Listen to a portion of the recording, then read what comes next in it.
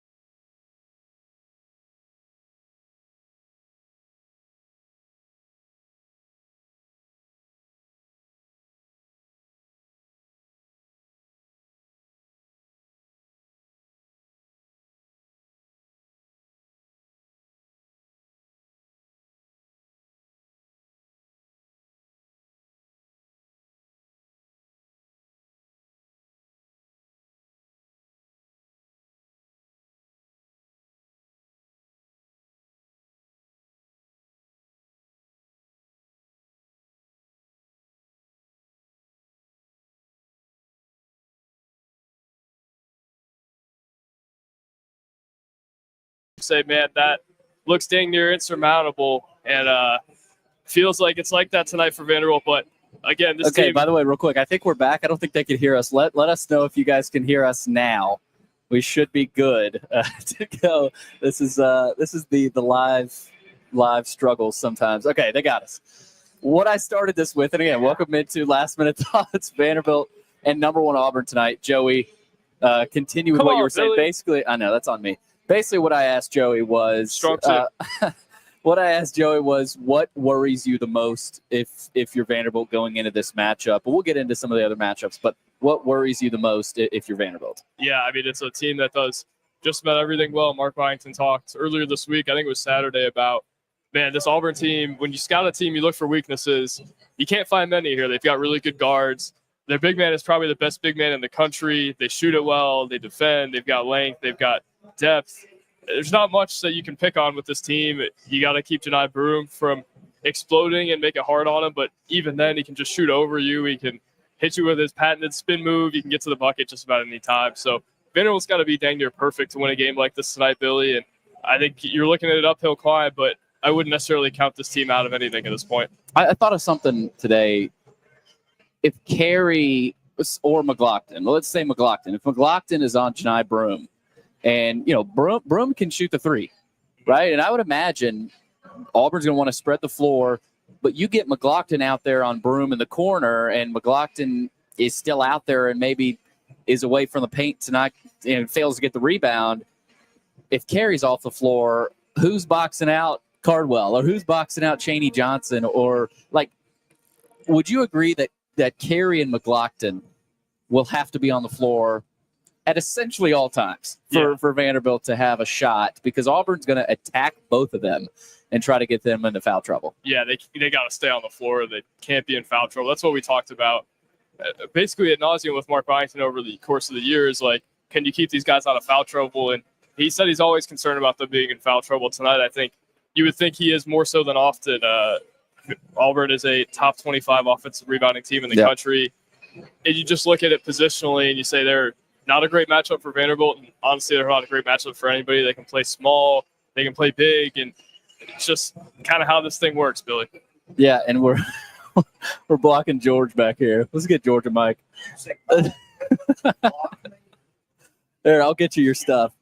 Anyway, Look at that Joe, bougie shirt out of him, Billy. yeah, we did it. I don't need the stuff. I just need to get around. Oh. Can you sit over there for 10 minutes? Here. All taping right now. Here, you can. Yeah, yes, we're live. We're live. There. Well, hey, how's everybody doing? Why are they blocking me? Oh my gosh. This is what happens when we do it for the first time. Oh I'm man. using my equipment. Yes. Anyway, Kendall asks, is there a path to victory? And if so, what is it? Have your breakout shooting game. Vanderbilt, I think, has had it in spurts. You saw it against Tennessee, and it kind of faded late, but you got to make shots all night, right? Yeah. Tyler Nichols got to hit 5 or 6 threes probably to win a game like this. Maybe Auburn's got to miss a few uncharacteristic ones. It's like the Alabama football game where you've got to play a perfect game, and the other team's got to be a little bit unlucky. He's got to make a few uncharacteristic mistakes. That's what I look at tonight. It's not an unwinnable game, but it's going to require Vanderbilt's best performance of the year, maybe by a little bit too. Yeah. To me, Nickel has to shoot it lights out. Edwards has to shoot it lights out. Hogard has to shoot above 50%. He hasn't been really hitting his shots. And he can't turn it over. No, that's the thing. You cannot. This Auburn team is a lot like Vanderbilt. They like to get out and run, right? And so if you turn the ball over tonight, that's one thing that can really get you out of the game quickly. We talked about the rebounding. I think Vanderbilt can survive rebounding. Like going into the Tennessee game, that was a big worry. Akpara and Milicic and those guys down low, that's a physical team. Well, Vanderbilt didn't really have much of an issue here. Same thing with Kentucky, with Williams and Garrison, and not much of an issue, right? They found ways. I think rebounding, they can survive, but if you turn the ball over, and Vanderbilt hasn't turned the ball over much, right? They take care of the ball, they force turnovers. That's the other thing. They've got to get back to playing to their identity, per se. And I know they didn't really play that way against Texas, but if you want to beat Auburn, you got to play that way, right? You got to force turnovers. You got to take care of the ball, and you've got to hit threes. Just if you play the way you did, this is like the way they played against Tennessee, but on steroids. Because I thought they played better against Tennessee than they did Kentucky. Right. And Tennessee's a better team. So play how you did against Tennessee, but multiply that by about 2. And I think you'll win tonight. But it's not that easy. Yeah, I mean, Auburn has lost before, but what are the odds of them losing 2 in a row, Billy? Probably not great. Yeah. And along the turnover lines, Vanderbilt's got to take care of the ball. Auburn does turn teams over at a pretty high clip, but I'm looking at their turnovers on the team sheet. They've got 4 guys who are averaging more than a turnover per game. That's it. And none of them are averaging more than 2. Yeah. That's just unbelievable, right? They don't turn the ball over. They're a veteran team. They are well coached, obviously, by Bruce Pearl. But the other side, Vanderbilt's well coached as well. And I'm really interested to see this chess match, the strategy from Byington. We know he's going to come with – he's playing the number 1 team in the country, right? He's going to come with something new and crazy, I feel like. And this comment here from Ben, last game we saw a lot more doubling with help defense down low. Have to do that and hope they don't shoot it well. Might as well. That's a tough recipe against Auburn because they're a great shooting team. Miles Kelly has played really well on the road for Auburn, really good shooter. Pettiford is scary. I mean, the way he shoots it. I know they lost Aiden Holloway to Alabama, but they've still got lights-out shooters, Joey. And when you have Janai Broome stepping out and shooting as well and Chaney Johnson, they've got everything. They got everything you want. And, Pettiford and Kelly could be missing, but you've got Broome on a couple of pick and pops, and it's out of reach. But, again, I think Vandy has to take the way they played against Tennessee, bottle that up, have a few big, long spurts, not 6-minute spurts, but they need specifically in the second half, they need 2 to 3 3-minute scoring spurts, whether it's Edwards, a couple of threes from Nickel, whatever it is. You got to have that. For sure. I think you got to have a big Jalen Carey dunk. You've got to have a big MJ Collins steal. Everything's got to work for Vanderbilt tonight to win a game like this. And we talk about how good the SEC is, and it is really good. A lot of these teams are flawed, though, right? Alabama's a little bit flawed. Kentucky's certainly flawed. Tennessee is flawed as well. Auburn, you just look at it, and it's like, man, that is really, really well-constructed team by Bruce Pearl. They're well-coached. They have a star. They're deep. And obviously, their point guard's a freshman, but he certainly doesn't play like one. He plays like he's older than a freshman. And, I mean, plainly put, Vanderbilt's going to have to bring it tonight. And if they can do that, got a shot. But even then, Auburn's good enough to go beat you, especially coming off a loss. I feel like this is a tough spot for Vanderbilt to be in. Yeah. It could have been a look-ahead spot, but after that loss on Saturday, you just feel like, man, they're not going to play with their food today. Yeah, it's going to be tough. I mean, you know, whether Auburn would have beaten Florida or not, I think either way it was going to be tough. But I think the one thing Vanderbilt has to their advantage is they're 12-1 in this gym. All right, their only loss is to Mississippi State, and Tennessee was number 6 at the time. They're number 4 right now? You know, Kentucky was a top 10 team at the time. Auburn, you could argue, should be number 2, but still, top 5 team is a top 5 team, and you know, trying to, you know, yeah, I think we believe Auburn's better than Tennessee, but by how much? You know, and Vanderbilt, you know, I know it was a few weeks back, but they did that.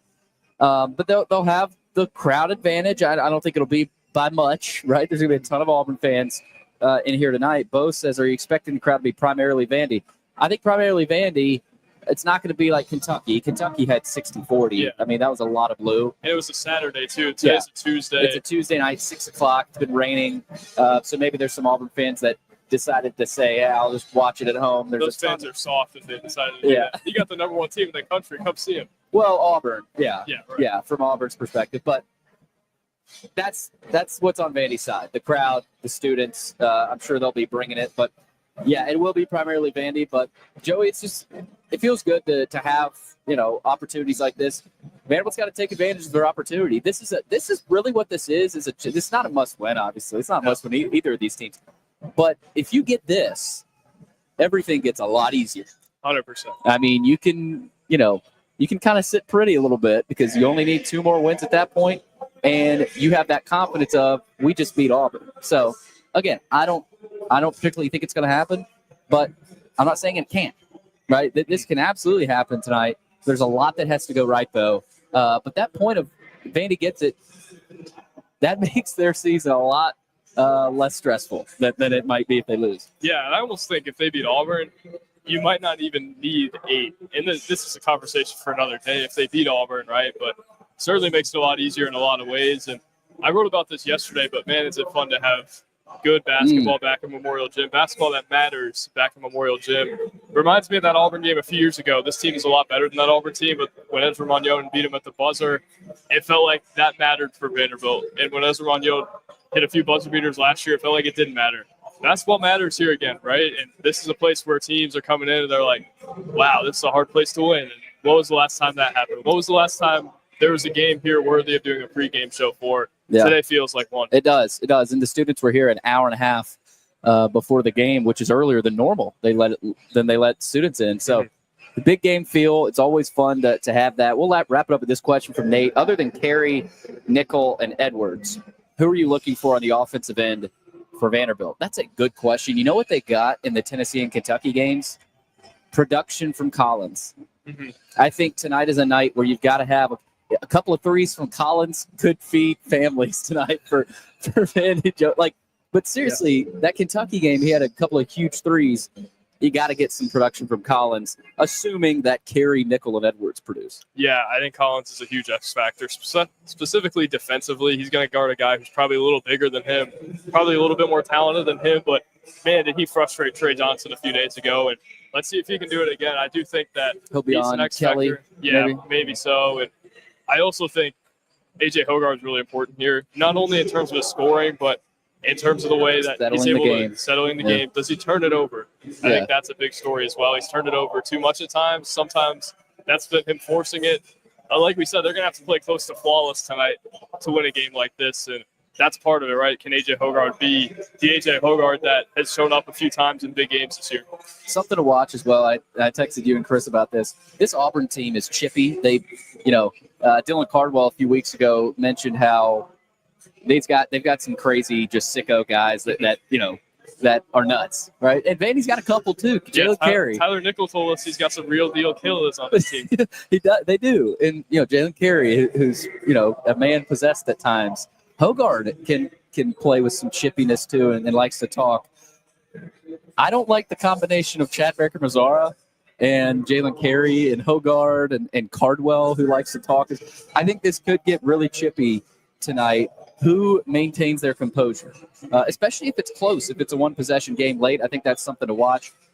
Philip chimes in as we wrap up. There's no realistic scenario where Vandy wins this plus one more and gets left out. I mean, you win this and then one more, that's at 7. You're still probably, because you beat Auburn.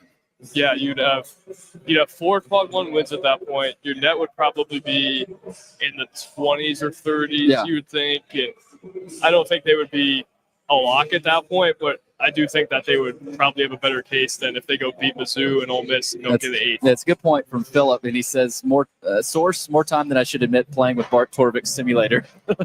That is pretty cool. That's respectable. Yeah, that's respectable. All right, this was fun. We got last-minute thoughts in Vandy and Auburn coming up here in about 30 minutes. Appreciate you guys hopping in. We may try to do this a little bit more, especially if Vandy wins tonight, but wanted to hop on and get our last-minute thoughts. Again, basketball coverage brought to you by the Wash House. We will get to that read tonight, and we'll have post-game coverage. So stay tuned, locked into our coverage alongside Joey Dwyer. I'm Billy Derrick saying so long for another Vandy 24/7 podcast.